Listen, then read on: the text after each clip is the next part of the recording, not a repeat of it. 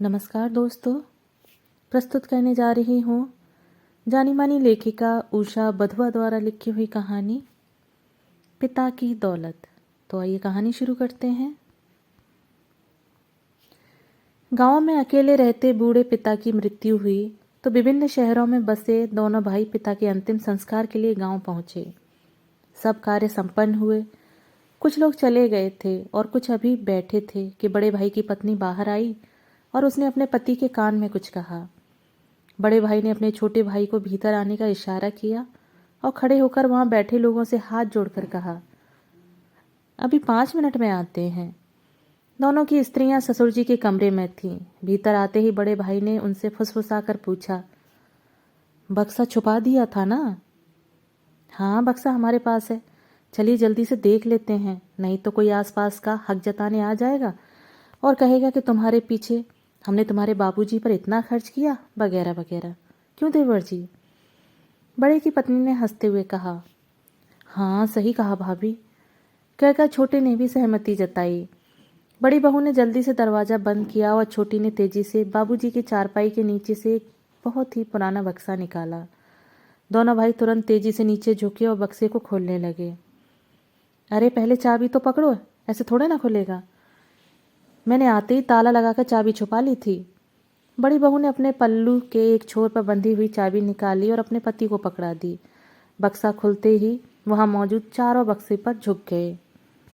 उन्हें विश्वास था कि इसमें माँ के गहने अन्य बहुमूल्य वस्तुएं होंगी, परंतु बक्से में तो बड़े और छोटे की पुरानी तस्वीरें, छोटे छोटे कुछ बर्तन, उन्हीं दोनों के छोटे छोटे कपड़े सहेज कर रखे हुए थे। उन्हें विश्वास नहीं हो रहा था कि कोई ये सब भी भला सहेज कर रखता है। चारों के चेहरे निराशा से भर गए। तभी छोटे भाई की नज़र बक्से के कोने में कपड़ों के बीच रखी एक कपड़े की थैली पर गई। उसने तुरंत आगे बढ़कर उस थैली को बाहर निकाला। यह देखकर सबकी नज़रों में अचानक चमक आ गई। सभी ने लालची नज़रों से उस थैली को टटोला। छोटे भाई ने उस थैली को वहीं जमीन पर पलट दिया। उसमें कुछ रुपए थे और साथ में एक कागज जिस पर कुछ लिखा हुआ था। छोटे भाई ने रुपए गिने तो लगभग 20,000 रुपए थे। बस और कुछ नहीं है? अरे इस कागज को पढ़ो, जरूर किसी बैंक अकाउंट या लॉकर का विवरण होगा। बड़ी बहू ने कहा तो बड़े बेटे ने तुरंत छोटे के हाथों से उस कागज को छीन कर पढ़ा। उस पर लिखा हुआ था, क्या ढूंढ रहे हो? संपत्ति? हाँ, ये ही है मेरी और तुम्हारी माँ की संपत्ति। तुम दोनों के बचपन की वो यादें जिसमें तुम शामिल थे।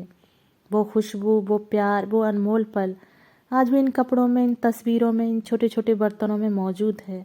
यही है हमारी अनमोल दौलत। तुम तो हमें यहाँ अकेले छोड़कर चले गए थे अपना भविष्य संवारने, मगर हम यहाँ तुम्हारी यादों के सहारे ही जिए। तुम्हारी माँ तुम्हें देखने को तरस गई और शायद मैं भी। अब तक तुमसे कोई पैसा नहीं लिया, अपनी पेंशन से ही सारा घर चलाया, पर तुम लोगों को हमेशा इस बक्से में अनमोल दौलत है जानबूझकर सुनाता रहा। मगर बच्चों, ध्यान देना, अपने बच्चों को कभी अपने से दूर मत करना, वरना जैसे तुमने अपने भविष्य का हवाला देकर हमें अपने से दूर किया, वैसे ही दुनिया का सबसे बड़ा दुख जानते हो क्या होता है? अपनों के होते हुए भी किसी अपने के पास ना होना। जीवन में उस समय कोई दौलत, गहने, संपत्ति काम नहीं आते। बच्चों, मरने के बाद भी मैं तुम पर बोझ नहीं बनना चाहता, इसलिए ये पैसे मेरे अंतिम संस्कार का खर्च है। पूरा कागज पढ़ते ही बड़े बेटे के साथ साथ छोटा बेटा भी फूट फूट कर रो पड़ा। दोस्तों, अभी आप सुन रहे थे उषा बधवा द्वारा लिखी हुई कहानी पिता की दौलत। कहानी आपको कैसी लगी? अपने विचार कमेंट बॉक्स में साझा जरूर कीजिएगा। धन्यवाद।